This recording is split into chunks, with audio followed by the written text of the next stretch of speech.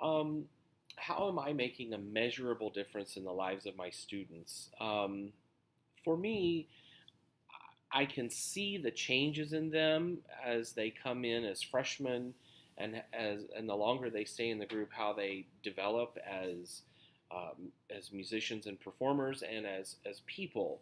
And one of the things about our particular type of group is that the individual accountability is really high.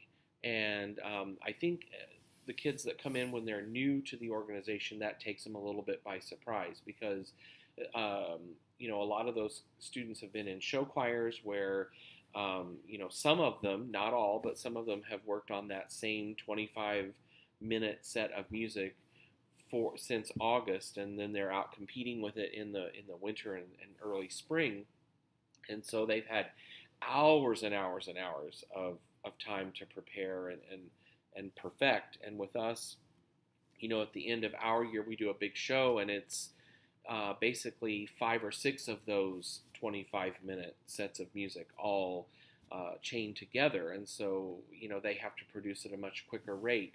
And that in turn causes them to have to, um, either grow really quick or they might get left behind. And um, what I see is the majority of the students are really willing and able to step up to the plate and meet that challenge in a dramatic way because they have found a sort of family within the construct of this, curricular ensemble in our school. But these kids spend nearly every waking moment together, and so it's through this university singers experience that they have found um, something that will impact them for the rest of their lives.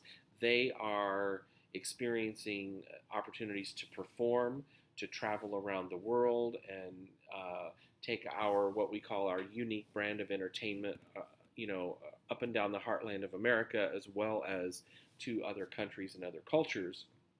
And those experiences influence our students as well. We have our organization is set up with what I call the 4 guideposts. We sing songs of faith, hope, laughter, and love, and it's through those 4 guideposts that we design our shows that we present to our school and our community, and the metropolitan community, beyond Muncie, Indiana.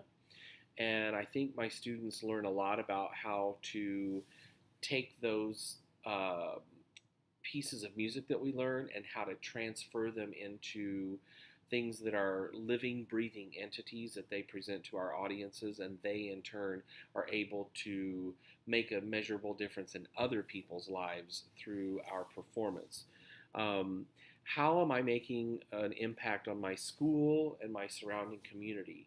I think one of the things is that I hold my students to a really high standard, and so my colleagues in the School of Music see that, and they have a better understanding for what our ensemble really is. It's not just pop music, and it's not just sort of jumping around having fun singing songs.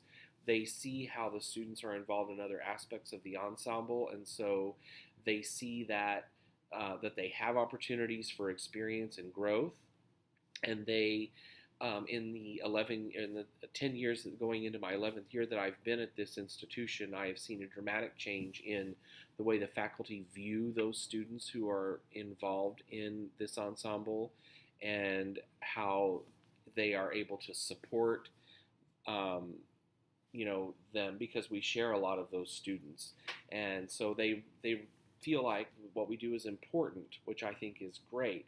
In terms of the surrounding community, we do a lot of things to get involved with other entities within our community and beyond Muncie. We have done performances in Indianapolis with, we just did the Rudder Requiem, which is not pop music, by the way, in Indianapolis this last March, right before Easter, the week of Easter.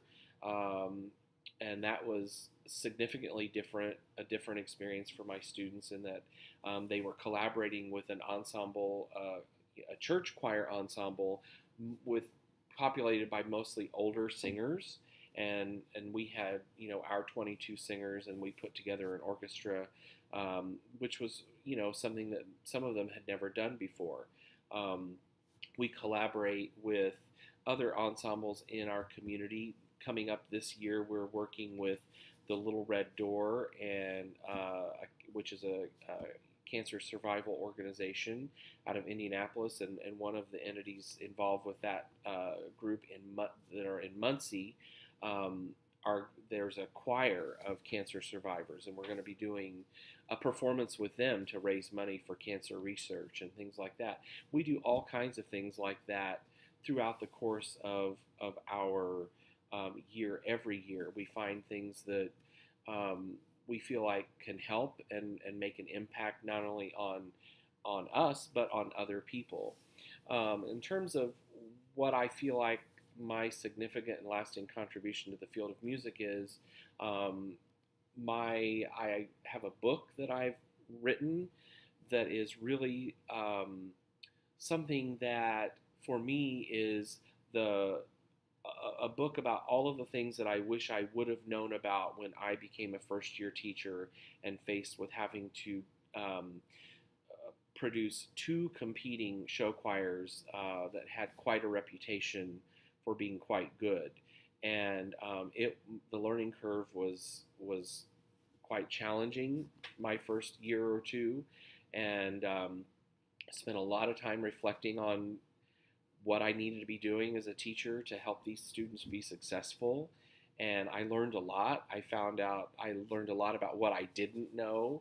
And the greatest thing about that for me is that, when you figure out what you don't know, then you know what you need to know. And you become a student of your own knowledge, because it's much more meaningful that way. I didn't just get somebody to tell me about it. I went to as many different conferences and competitions and observed and contacted colleagues to try to go to ask if I could sit in on their rehearsals and observe and take notes. And it just became a very illuminating period of my life as a teacher and a professional.